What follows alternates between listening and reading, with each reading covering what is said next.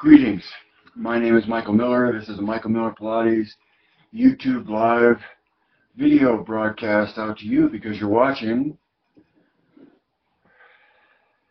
and meant for Michael Miller Pilates licensed affiliates, core new core students, and anyone open to listening about my opinion about what it takes to survive as a Pilates instructor. Or at least my profession of my point of view about what Pilates is, in the hopes that that point of view might, of course, empower you to be a better and more effective instructor, to have more fun, to transmit more control faster and easier and effortlessly, right? So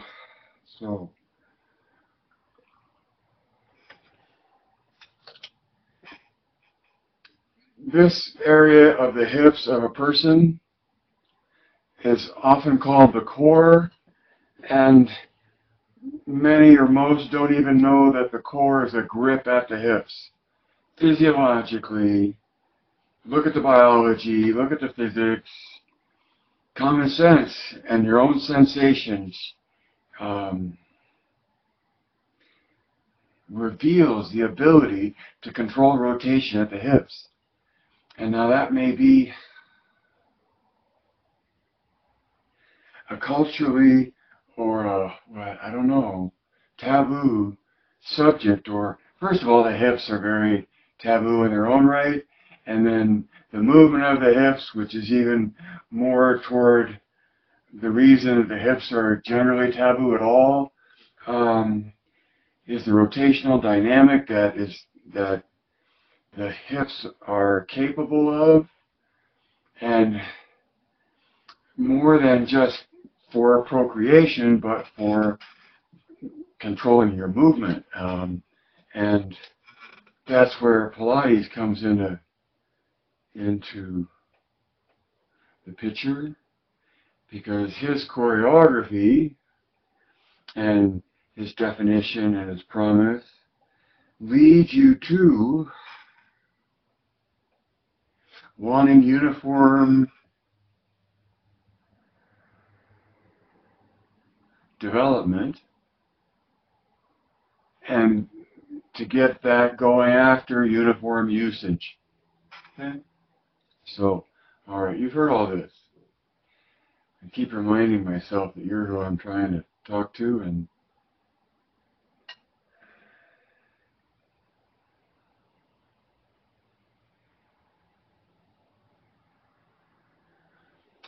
as an instructor, and wanting to help someone understand that the core is a grip at the hips, what that feels like, I take a roller and I make them hold the roller like this in their hands, okay? And then I reach in between, and with both of my hands I make rotation on the roller.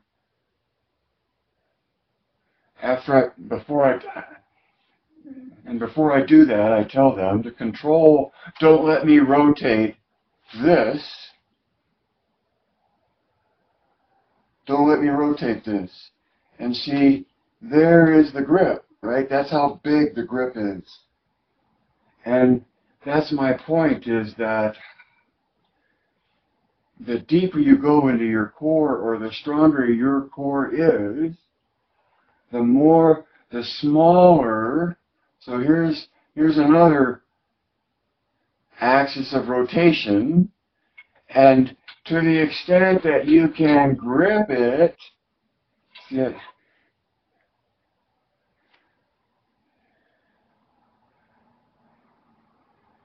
more grip around the smaller the axis, the smaller the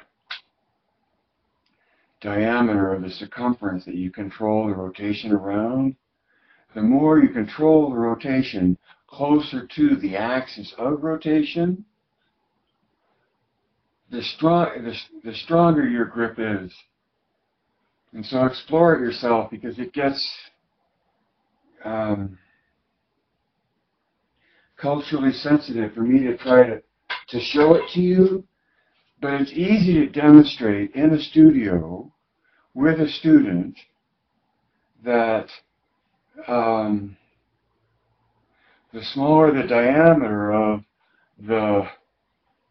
the thing you're controlling the rotation around, the stronger your ability to make rotation or to make torque, to twist on that axis. Okay? So the deeper you go in your hips, deeper means what? To me, deeper means if you just have a big old grip that's like this and barely doesn't even make it around, is different than having a grip that is tighter in and closer to the axis of rotation. It's a physics thing.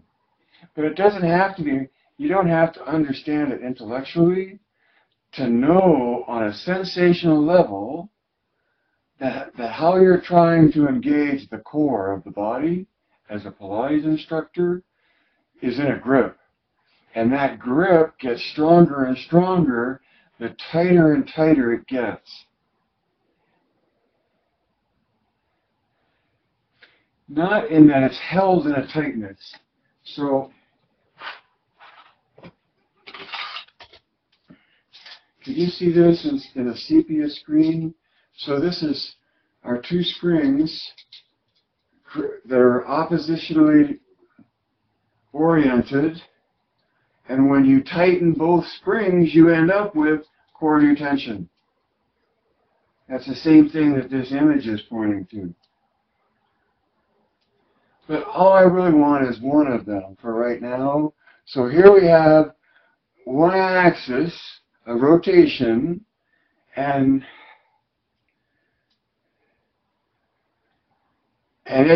it represents the one down by the hips.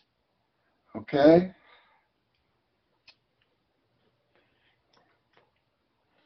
So here is a key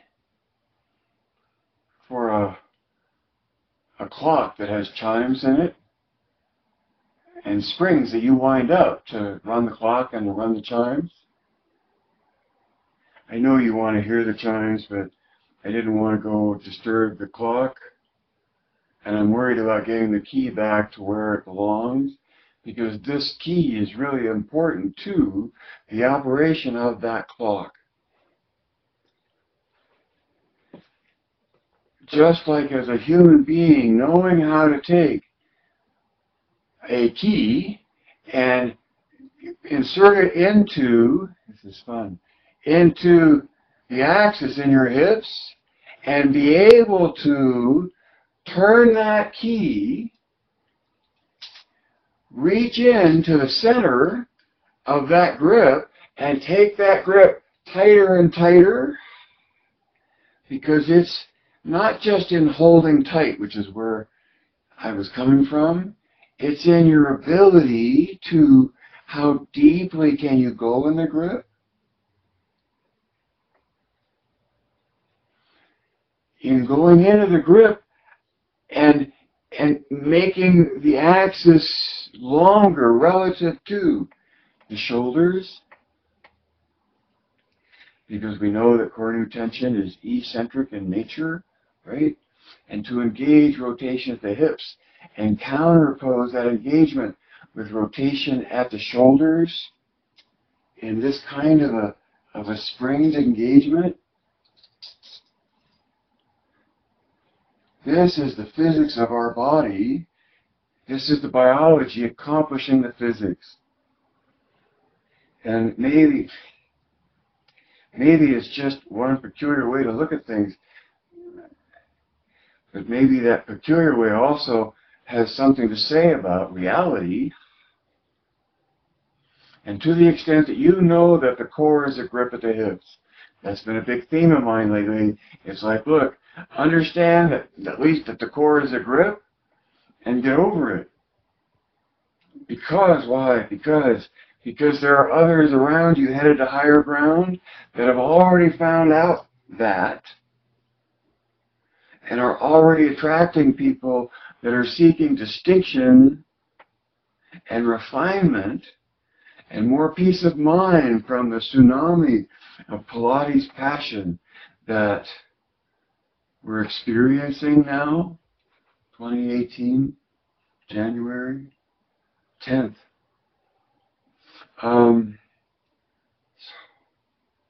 So this whole thing about knowing that it's not just that this axis goes through the body here. It's not the width of our body controls the width of the axis.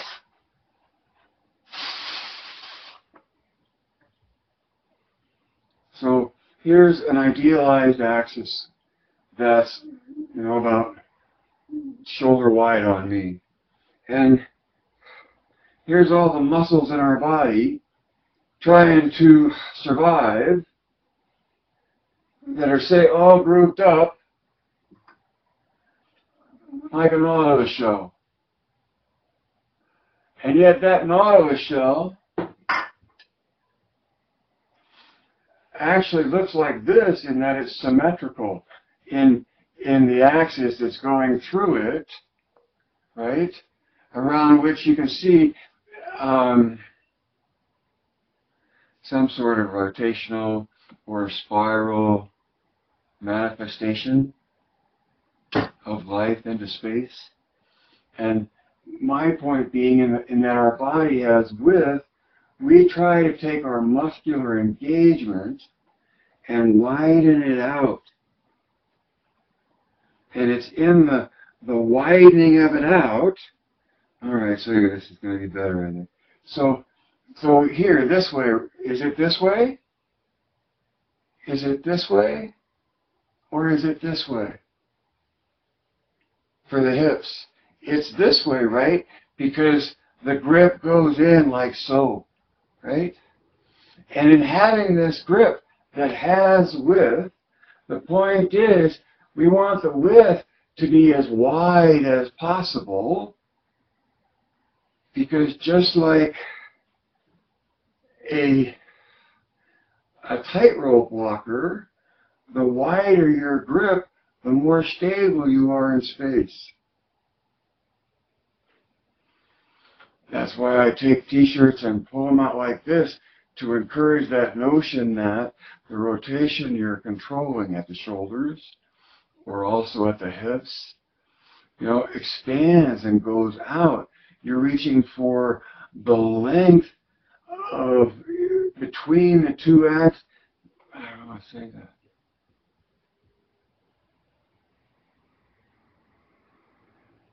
You're reaching for length along one axis just to be able to have more control of that axis in space.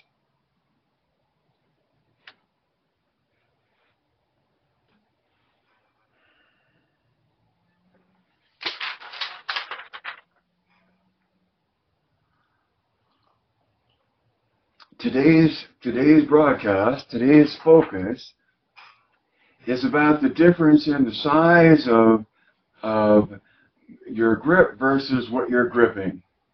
So if I were being cute with words, maybe over on Facebook I'll say,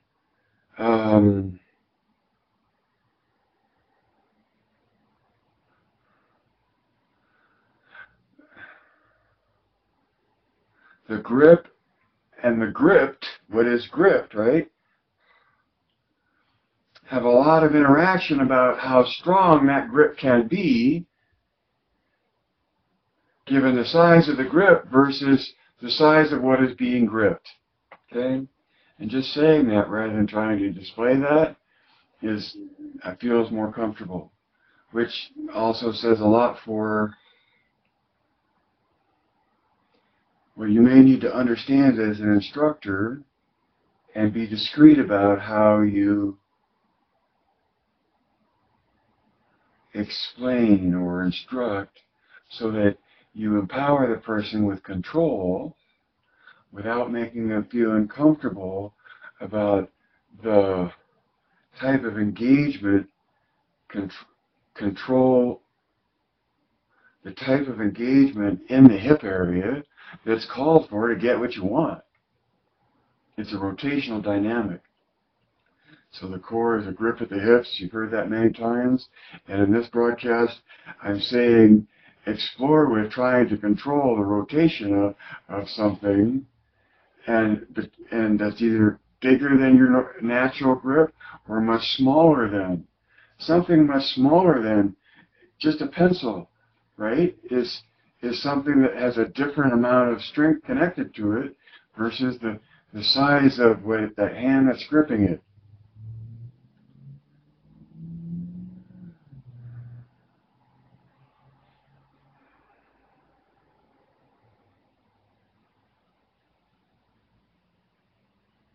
Yeah. And so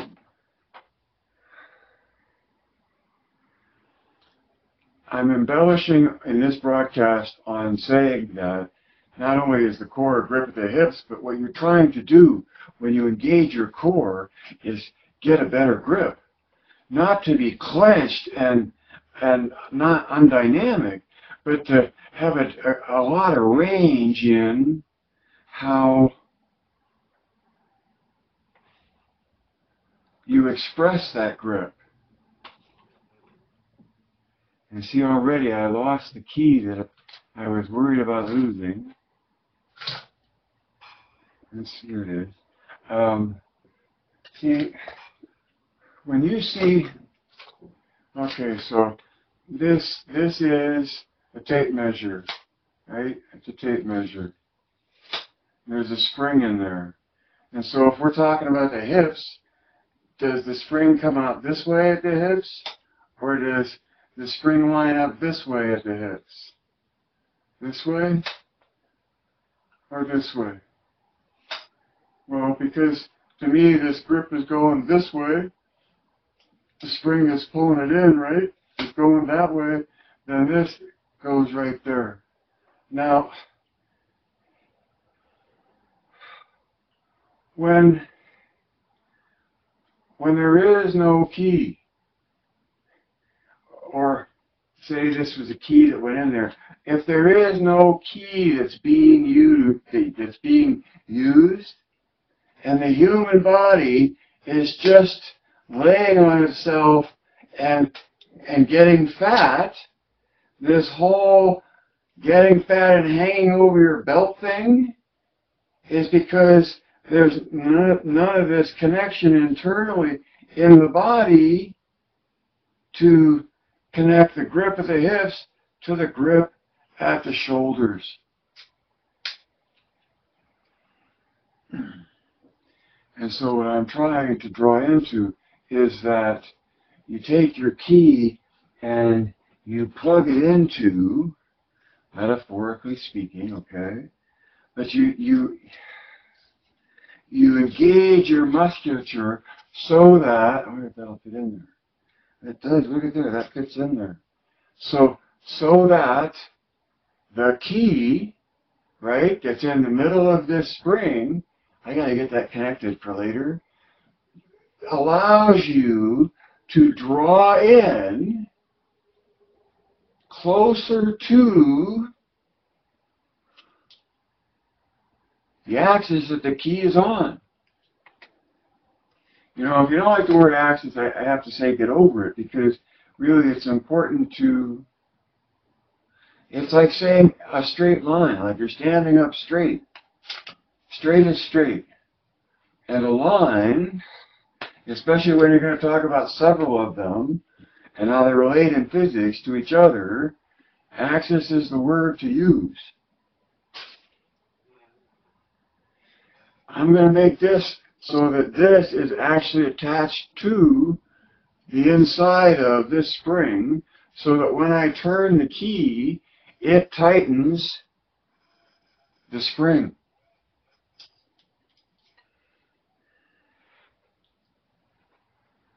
Squeezing your legs together, using your adductors as part of the musculature that creates the grip at the hips, right? is a uniform engagement of the musculature responding to the physics that it finds itself in.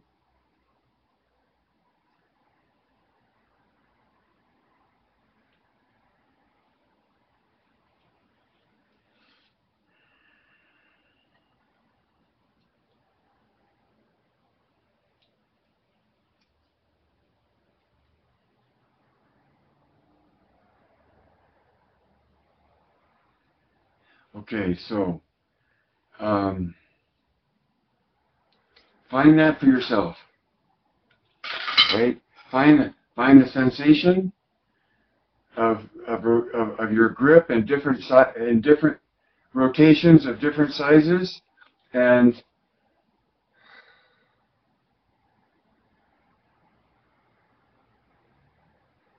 use the brick, especially like between the inner thighs, to help engender that whole grip around the hip thing. And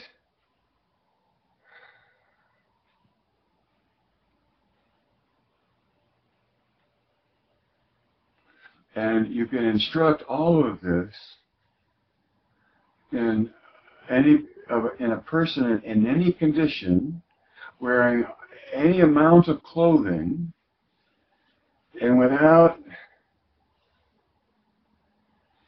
embarrassing them or making something that isn't there. So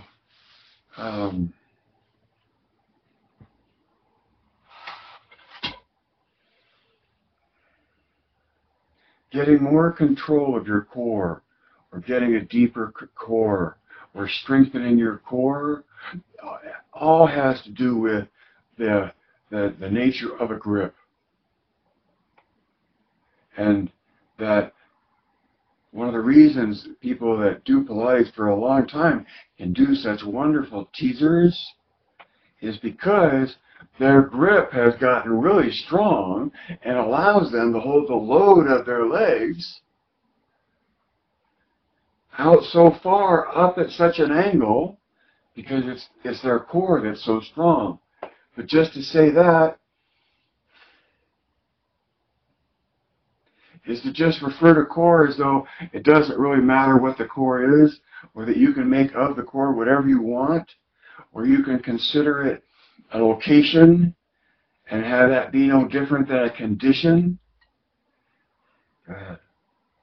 No, that's just, I go on air and my nose starts itching.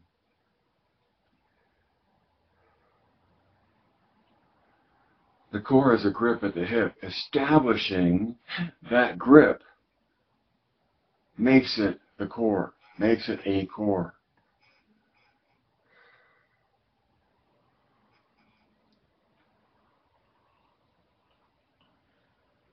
And to me, what's at the heart of that is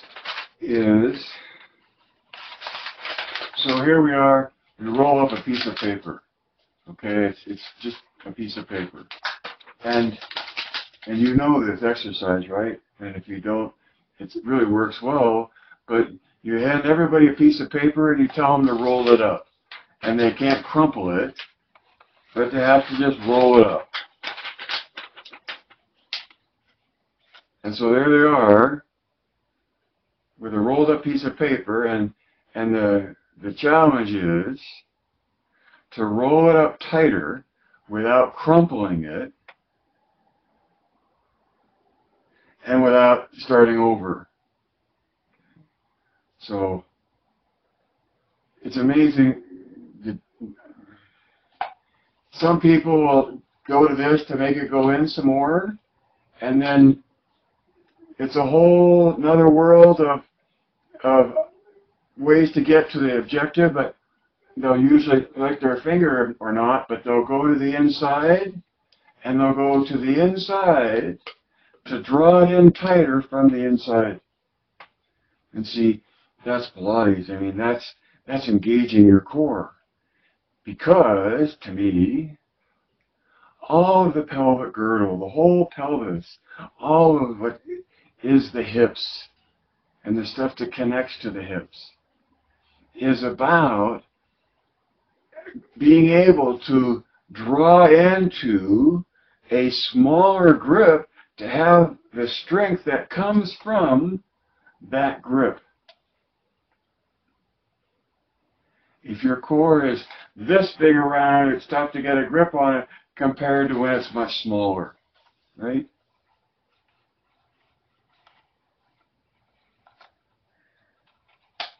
I'm not sure I finished where I was going with that. But that's a great indication, or it's a great tactile perception, opportunity, conception. It's conceptual about, wow, I've got to go internally to engage. And that to me, the Kegel or the Kegel contraction, however you pronounce it, but that which shuts off discharge of what's in here, our body, from out there, is definitely part of the musculature that defines the axis in which the human body has the capability of rotating around. And that's the axis that runs through our body sideways, right?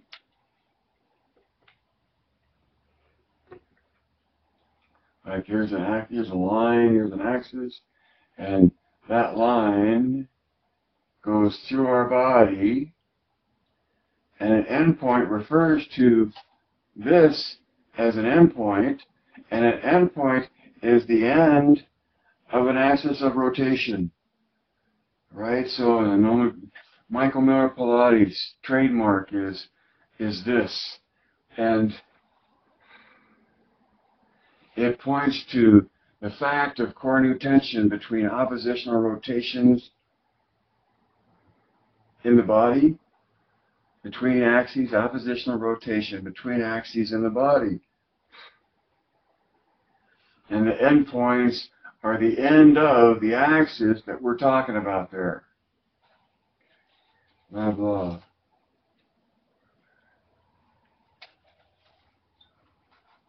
You know,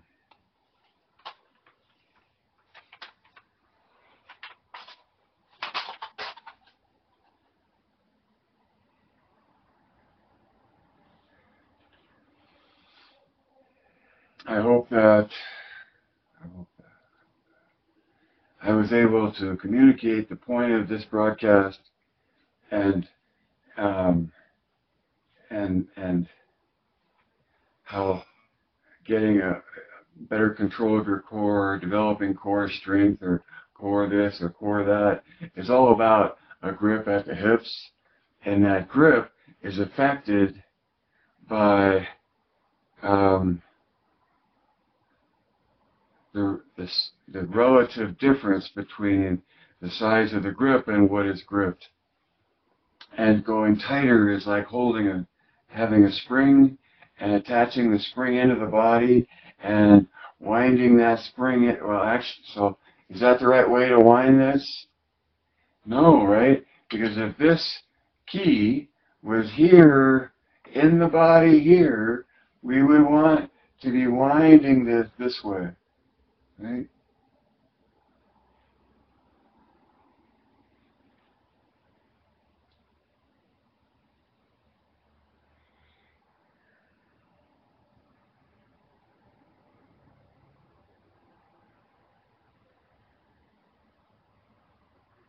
So on Facebook Live, it feels like I'm on a lake or a sea broadcasting, and when I'm on YouTube Live, it really feels like I'm out on an ocean, on a little island, holding out a light that I hope helps you navigate.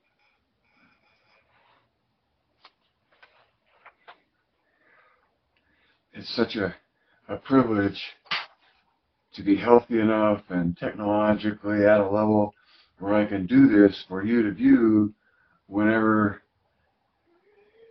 you come to it, right? All right, so live doesn't live forever. Live Life doesn't live forever. Read between the lines. See behind the curtain. Add two and two. Direct your thinking. Direct your thinking. And then, as always, right, we end with, because we want it foremost in one's mind's eye, Geist.